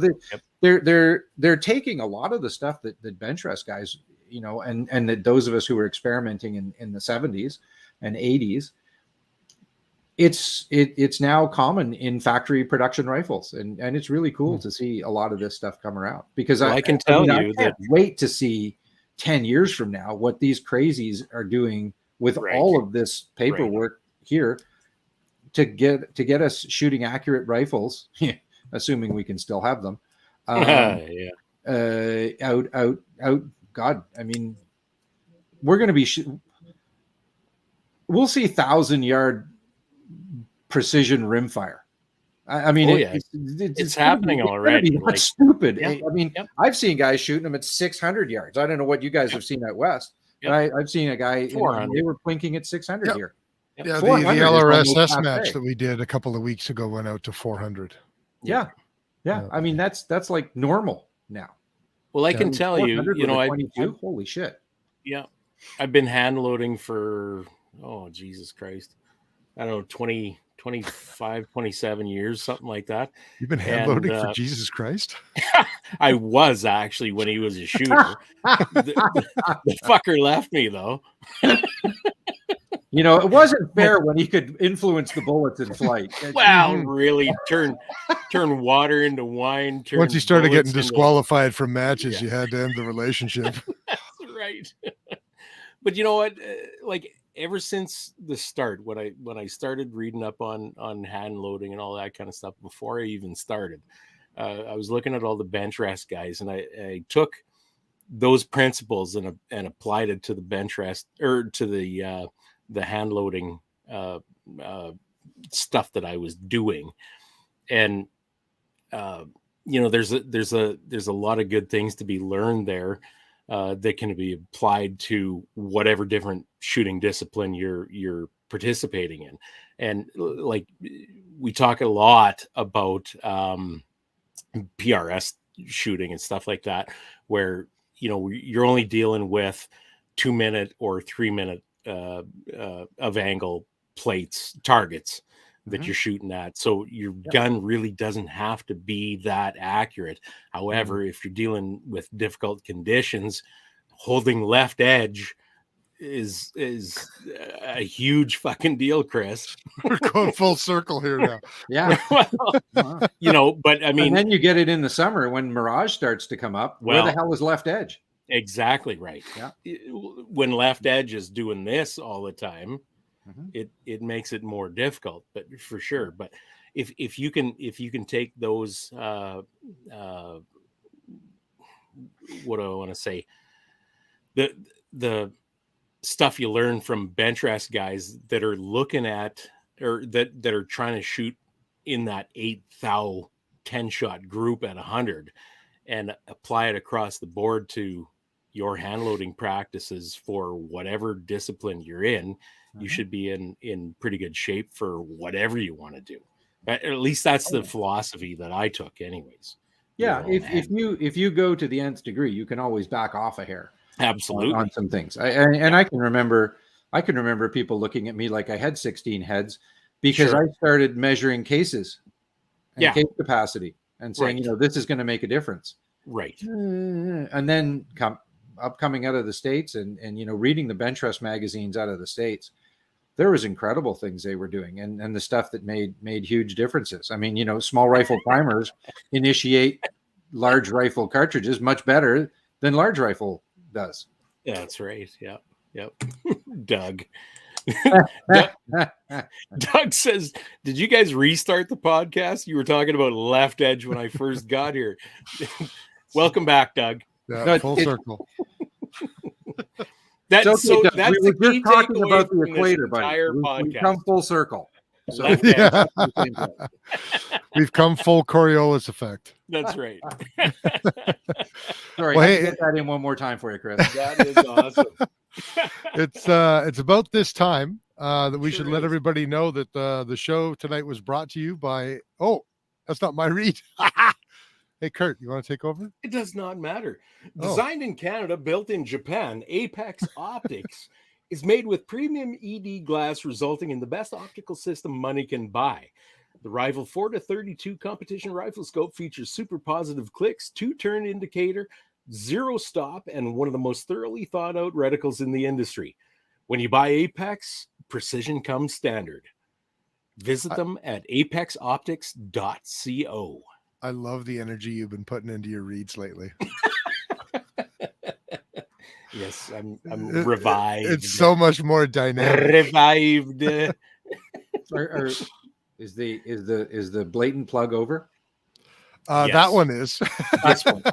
I ordered one of those some bitches, and I am really looking forward to getting that. Me too. That is a cool looking scope. They brought that down to SHOT Show, man, and he's put a lot of the whole team there. They put a lot of thought into that. I'm excited as shit about this, to be honest. Yeah, me too. To be completely frank. Yeah. Yes. Really. And for what you're getting, it's not at all an unreasonable price point. I mean, it's an unreasonable price point, but it's a massive amount of value. It's not your $600 Bushnell. Yeah. No, but it's not your $400. It's not priced like your $7,000 Kaylee's either. No, that's exactly right. You know, and I mean, there's a lot of I'm really looking forward to that because I got some fairly expensive glass downstairs, and I'm really looking forward to comparing the two because I think the Apex is gonna scare a lot of people with how good it is at a very decent price point. Well, let me see here. First of all, thanks everybody for joining us tonight. I learned. Well, let's be honest. I learned practically nothing because I had.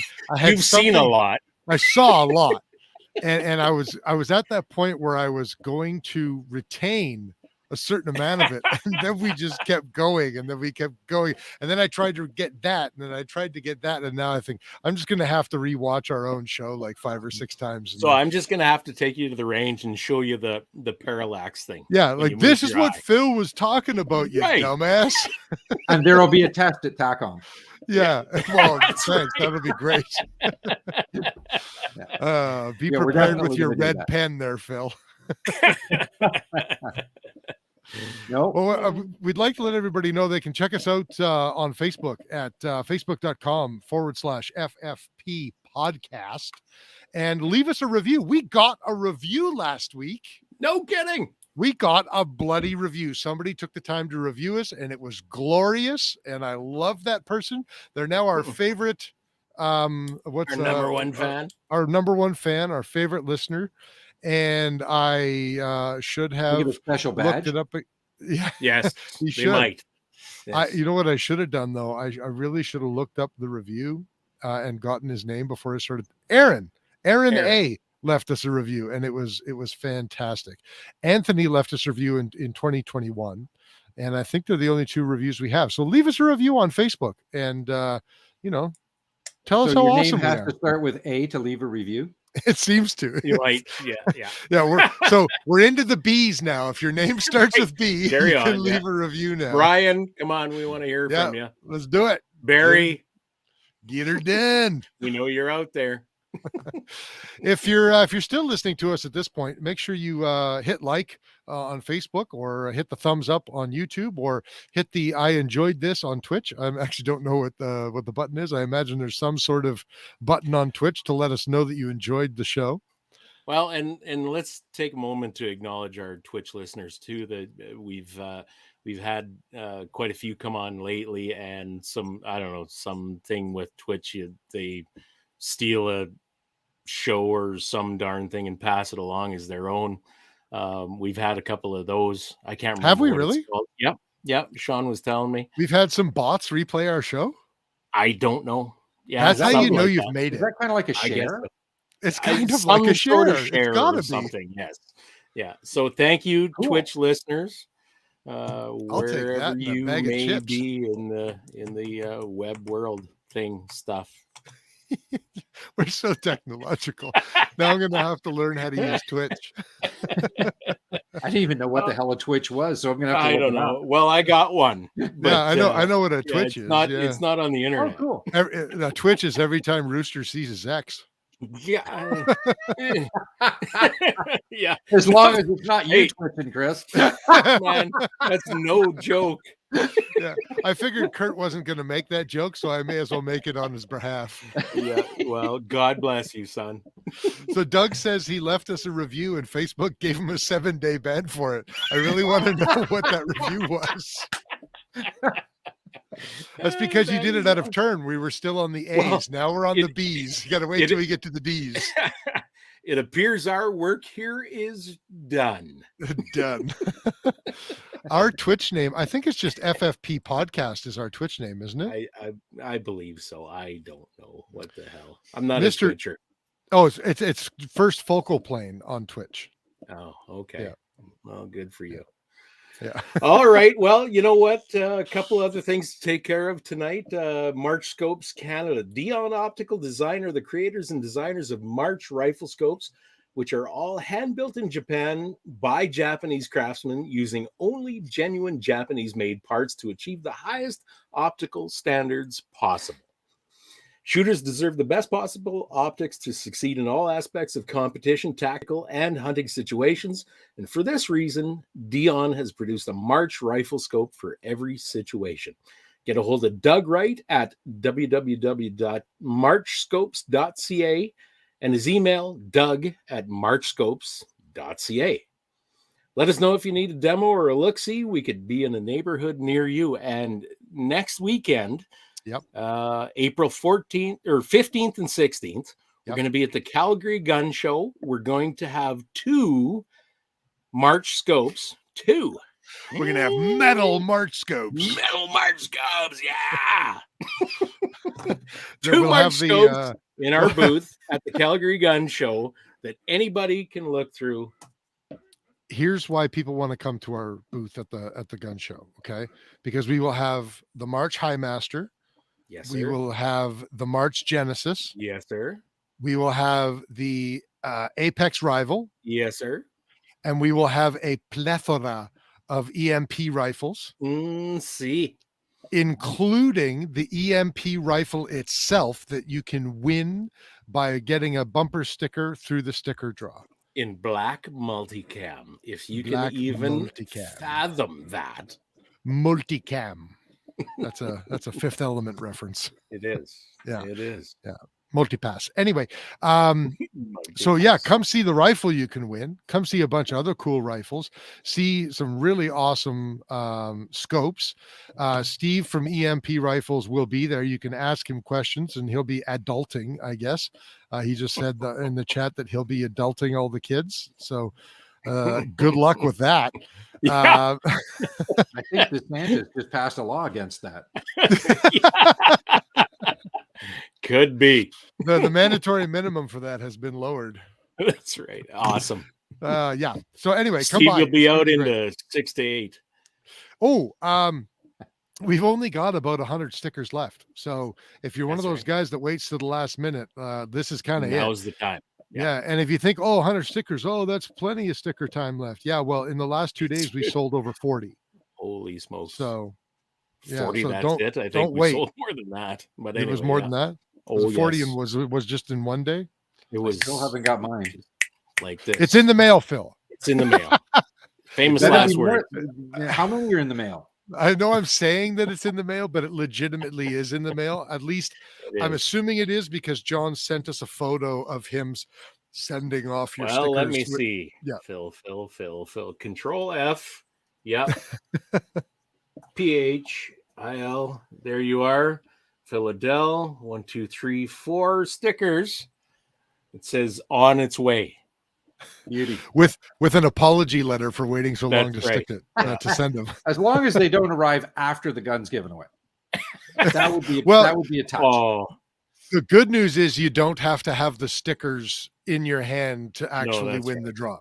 Oh, very cool. Yeah, we got your phone number. I'm a little grumpy about. That's another thing. Calgary, the Monday after the Calgary Gun Show. Are you really? Yeah. Oh no. Well, Phil, and I could have been there earlier, but you're in the wrong time zone, man. Oh, dude, I'm grumpy now that I'm missing that. That does make me grumpy. I'm having a cage match with JR.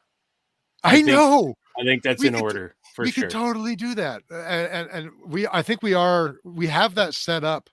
The contract should be coming to you soon. The fight contract should be coming That's to you right. soon. I think we're going to set that up for TACOM. We're going to have you and JR on the show at TACOM. I think that He's there gotta be cannot be a bare-chested, better though. TACOM show. Yep, he's Gotta got must to be be. what? So he's there. We're going to Gotta be there. bare. Yeah, we're going to have to drug test both of you, of course. to make sure we are on drugs. Yes. Hey, Yeah. have you noticed Phil's video and audio has never been better than right now at the end of the show? Yeah, exactly, when he's not showing stuff on Right. paper. Yeah. But yes, Phil, I think that we're going to drug test you. You guys have to each have a blood alcohol level of at least 0.06. I think so. Yeah, Yep. that's the minimum. That's reasonable. 06. That's Oh yeah, reasonable. that's totally Well, that's a easy. I good know. That's what I'm start. saying. That's a Yeah. start. I'm You know- sorry. Did I say 0.06? I meant 0.6. Yeah, I mean, JR is a lieutenant colonel and I'm an engineer, so there's a little experience in it. You I each lead have with some the alcohol experience. part. Well, anyway, I think people can look forward to our TACOM show anyways, because I think it's going to be a hoot. And we're gonna I think we've got you at you're on air now, so you're committed, and we're gonna have to reach out to JR to get him committed too. I think. Yeah. Agreed. Yeah. The only thing is he's got to bring me my rifles. Oh. Well, yes, of course, and he has to hand them over before the fight starts. Actually, I'm hoping I'm going to drop. And this, like I said, this really does kind of make me grumpy because I would love to have seen you guys at the gun show. Yeah. But I'm hoping I'm going to be able to drop in and see him when I'm out there and maybe pick them up or encourage them to move their way east. Yeah. I think, what was he saying the other week? They were just waiting for another shipment, weren't they? Yes. I don't know. I want one of the early ones and one of the second ones because you want number 23, right? He said 23 and there's one with your 23. name. Yeah. One with your name on it. Yep. Because I'm in a fortunate position, but I've got 23 of the original WK, the Wolverine 180s, and I got I think I got 23 of the MCR. So some of these nice modern Canadian rifles are, they'll be on display when we have our display for the company, which we're working on breaking ground on. Nice. Hey, are you guys doing a big splash to do day again this year?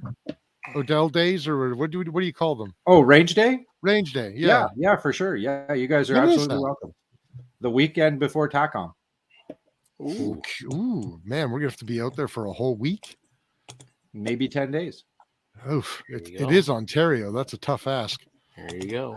Well, you just we need you to bring some sanity to the place. I'll introduce you to a pile of people, and you can, yeah. That's usually what I bring to the conversation is sanity. Yeah. You haven't been to Ontario before, have you? No, unfortunately, I have. I'm picking up what you're laying down. All right. Well, we got to let everybody else know one more thing. We got to let them know that our show is also brought to them by Ribstone Gunsmithing. Now I'm trying to get this done because we're going long, and Sean's going to get mad, and now I'm tripping over my words. For all your gun plumber needs, including wood refinishing, repairs, and rust bluing to bring the old girl back to life, contact Oscar Long at ribstonegunsmithing.ca. He's the Wizard of SAR, Alberta. I love saying it like that. And listen, one more thing I'd like to add about our sticker draw that we have on. Mm-hmm. There's been a lot of people that I've had to contact by text or whatever. Please, when you send us an EMT for the stickers, include your mailing address if you want the sticker. Mm-hmm. We have no other way to get the stickers to you unless you include your mailing address, and we have no way to get a hold of you unless you include your phone number. If we draw your name and we don't have a phone number, it makes it exponentially difficult to And we will say F you and just draw someone else if you did not enter and give us your contact info. Probably will turn to that. Yes, absolutely. Yeah. If there is no phone number, next person. And do we want to talk about any subsidiary prizes for. Oh, I don't think we're telling anyone about that, but now we have. Let's not then. So there will be a secondary draw. So if you win the rifle, fuck you, you're out for the secondary draw. Your name is taken out of the draw. But if you don't win the rifle, we will be doing a secondary draw for another mystery prize. I'm not going to get anybody's hopes up. It's not another rifle, but it is a very nice prize. It's a date with Curt at McDonald's. Yes. No, Applebee's, man. Come on, we're high class here. Oh. I just dumped my camera. The camera just went down. So we don't have an Applebee's where we are. Exactly my point. Anyway, it's a mystery prize. There will be a secondary draw for a mystery prize. All right. Anyway, all right. Are you going to talk us out here and I'll press the button, or what are we doing here? What am I? I love how we always have this sorted out before we go live. No, we don't have it sorted out at all. Yeah. All right, folks. Thanks for joining us. It's been a pleasure. Been a fun show. Phil, this was a lot of fun. I learned a whole hell of a lot. It was great. Thank you for being on with us. If only we could retain more than 3% of what. I'm just going to listen to the show 10 times. I will I'll pay a special attention to the Mills and the Coriolis part. I hope so. Yeah. Well, and we can always sit down in the copious spare time at TACOM and we can go over this some more. But let's with a ton of fun, guys. It always is. And to the audience, we won't. We'll get back to the trinkets and fun stuff next time, and we'll have a hardware heavy show for you next time. Amen. Beautiful. Next week, we should probably say next week we'll be doing the show from Calgary, and we're actually going to be talking with Anthony, Phil, your man Anthony. So we're going to have a lot of fun with that. So make sure you guys. He looks bigger on TV. I doubt that. Excellent.